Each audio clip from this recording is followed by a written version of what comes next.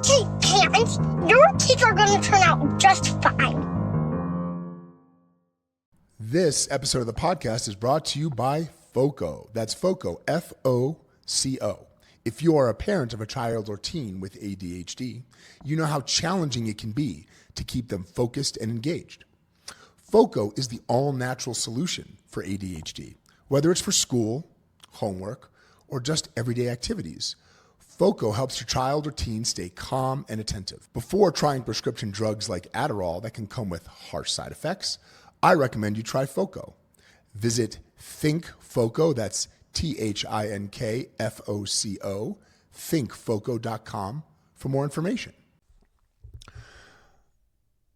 Welcome to the Your Kids Will Be Fine podcast. This is Dr. Michael Milobsky, board-certified pediatrician, parent of 7, godfather of 3. On the Your Kids Will Be Fine podcast, we are here to help parents cut through all of the overload of information that comes with parenting in the information age, help parents feel less anxious about their parenting decisions, and hopefully make you feel that, hey, you know, your kids will be fine.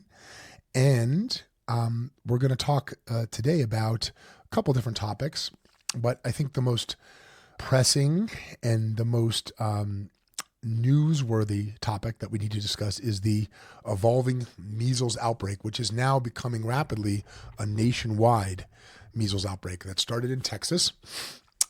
The cases are now well over 150, probably approaching 200. One child has died, although that child did apparently have other infections going on at the same time that probably contributed to their medical fragility. But the outbreak is now spreading into 3 or 4 different states. I think there are cases now in New Mexico, New Jersey, Kentucky, not just Texas. So I think it's important for parents to understand why the public health system and pediatricians are worried about measles, why we make a big deal about it, what you can do, how to prevent it, how to treat it, and what to do if you think your child's been exposed or is sick. So let's start in order with kind of the big topics of measles. You know, most parents today themselves haven't experienced measles. It was just something you hear about or read about. And that's the reason why is that we've been vaccinating against measles for almost 70 years, 75 years perhaps. And even as recently as 2000 in this country, measles was thought to have been completely eradicated due to one is that the vaccine is highly effective. So a single dose of the measles vaccine, which is given at 12 months, is about 93% effective against contracting the measles infection. And 2 doses, the second dose usually given between age 4 and 5, is about 97% effective. So when you have a high level of vaccine rate around the country, well over 95%, that essentially means that the infection can't spread, it can't take hold, and therefore it was eradicated. And our declining rates of vaccinating children is against lots of things, but especially against the measles.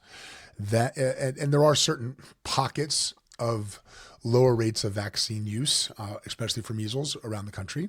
We have had measles outbreaks pop up here and there, and most recently in West Texas. And because of the accessibility of air travel and of how extremely infectious measles is, meaning a person who is not vaccinated and is sick with measles can rapidly spread that infection to all those in a reasonably close vicinity to them very quickly. It's highly infectious and very easily spread. And the fact that from the time you are exposed to the time one might show symptoms can be up to 10 days. And for the first 3 to 5 days of those symptoms, measles presents and looks like almost any other respiratory infection that is currently circulating in the winter. So that all contributes to how rapidly measles can spread. So why should we be concerned? Well, measles is deadly. There is in our youngest patients, in kids under 5 and especially under 3, the case fatality rate can be up to 1 to 3 out of every 1,000 cases. Measles can also make kids extremely sick.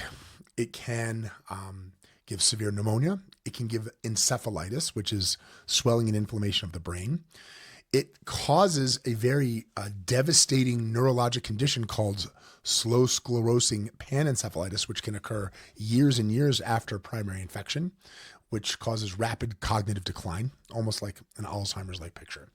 There's also some evidence that a measles infection can wipe out your immune memory. So let's say you've been vaccinated against other things like certain bacterial infections like Haemophilus influenza type B, which gives soft tissue airway and brain infections, or pneumococcal infections, which gives severe bloodstream and respiratory infections, which we vaccinate children against now in infancy.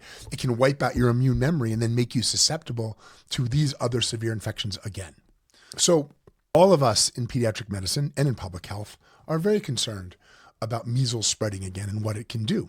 So now let's talk about, what should you do if you're worried that you've been exposed. So let's say you've gotten an alert, you were traveling someplace, perhaps that there was a case on your plane. So there are some steps you can take. If your child is 6 months or older, even though if they're not 12 months, and you've been exposed or you found out about it roughly within the first 3 days or before you're symptomatic, your child can get an early MMR vaccine. That probably is the best way that we know of to prevent a severe infection against measles.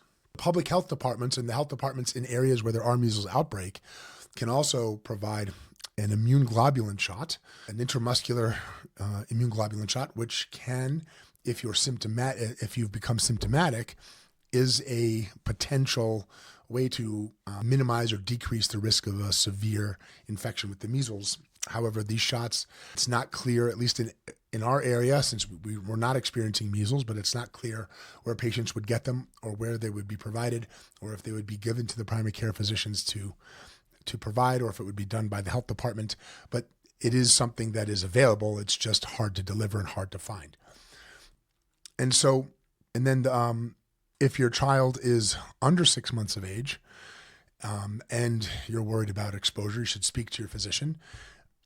Most kids cannot get an MMR shot prior to the age of 6 months, as far as we know, but they might be eligible for an immune globulin shot if that's available in your area.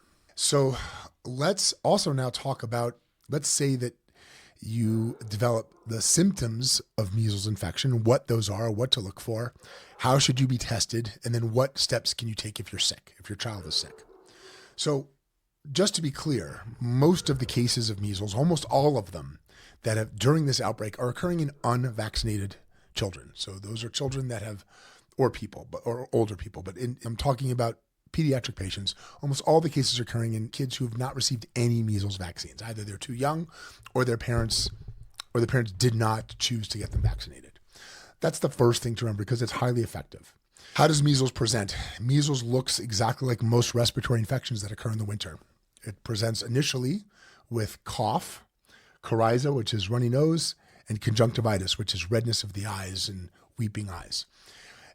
After 3 to 5 days of symptoms is when children often develop the very easily identifiable measles rash, and that's how oftentimes they get diagnosed or realize that this may be